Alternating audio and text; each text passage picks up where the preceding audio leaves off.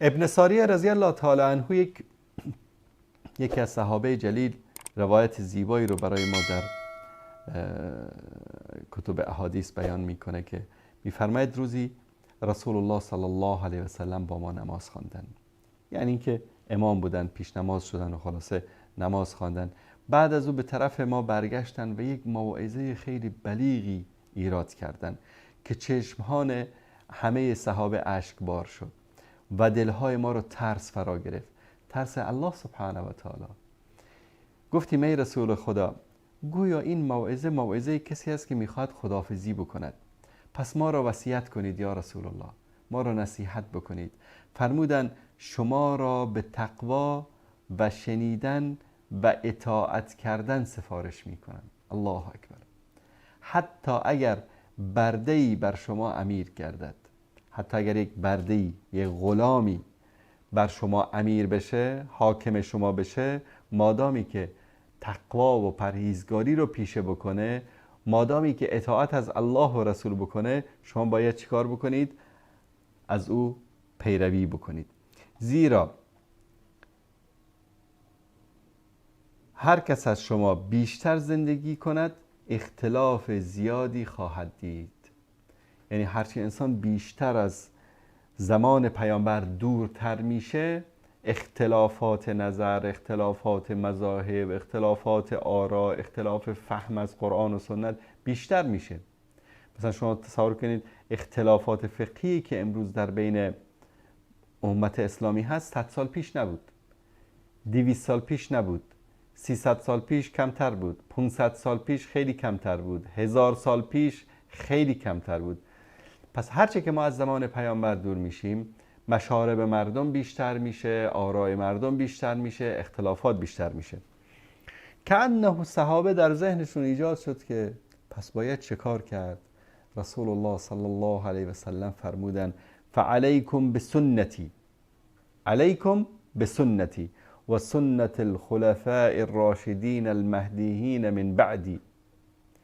به سنت من و به سنت خلفای راشدینی که راهیاب و هدایت کننده هستند با اونها چنگ بزنید.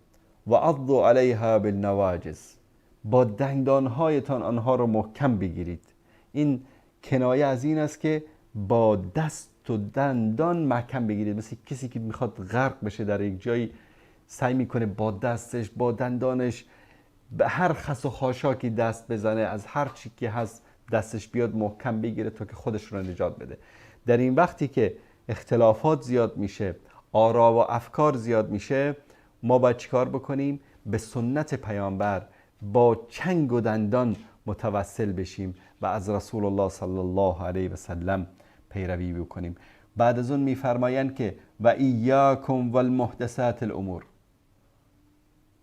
دوری بکنید، برحذر باشید از امور نو و تازه آورده شده. فإن كل بدعة ضلاله، هر نوآوری که در دین صورت بگیرد بدعت است و گمراهی است. بدعت گمراهی است. ما چیزی به نام بدعت حسنه و بدعت سیئه نداریم. در امور دین هر عملی که تازه آورده بشه و به دین چسبانده بشه بدعت است و هر بدعت گمراهی است و هر گمراهی سرنوشتش کجاست؟ جهنم است. کل بدعت ضلاله و کل ضلاله فی النار. هر بدعتی گمراهی است و هر گمراهی هم در آتش جهنم جایش است. رسول الله صلی الله علیه و آله و سلم میفرمودن که اعطیت جوامع الکلم. جوامع الکلم یعنی چی؟ با یک کلمات و حرفهای کوتاهی معانی بسیار وسیعی رو رسول الله صلی الله علیه و سلم به امتشان گوشزد میکردن. هر بدعتی گمراهی است. سبحان الله. این از جمله جوامع الکلم است که رسول الله صلی الله علیه و سلم هیچ استثنایی رو نیاوردن. هر بدعتی گمراهی است. من احدث فی امرنا هذا ما لیس منه فهو رد. کسی که نوآوری بکند در امور دینی که من آوردم، این رد است. رد معنی این است که ارزشی نداره. کسی که اطاعت بکنه از اون، اطاعت از خلاف امر رسول الله صلی الله علیه و آله و سلم رو کرده و باید از اون دوری کرد. رسول الله صلی الله علیه و آله و سلم برشان قرآن کریم نازل میشه که الله متعال میفرماید که ثم جعلناك على شریعة من الامر فاتبعها. بعد از اون تو را برخوردار کردیم از شریعتی، دینی برای تو ساختیم، شریعتی برای تو قرار دادیم، از آن پیروی کن. ولا تتبع اهواء الذین لا یعلمون. تو از هوا و هوس کسانی که نمیدانن پیروی نکن.